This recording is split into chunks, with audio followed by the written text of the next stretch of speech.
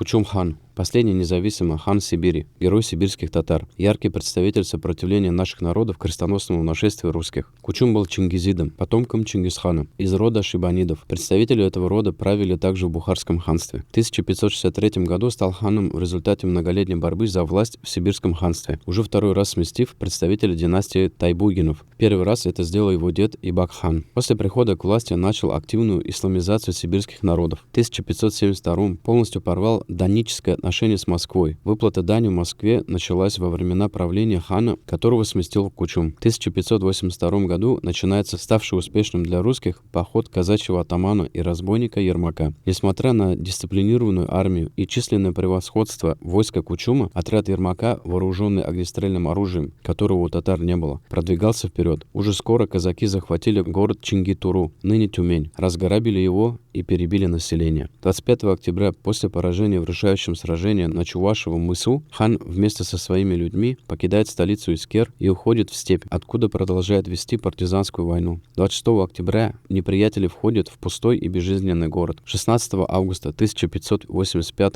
хитростью выманив Ермака из Искера, Кучум совершил ночной налет на его лагерь, в результате которого был убит Ермак. Еще долгие годы Кучум боролся с русским нашествием на земли Сибири. Жизнь же закончилась около в 1600 году. Да примет Аллах его джихад и приведет в Джаннатуль Фирдаус. Аминь.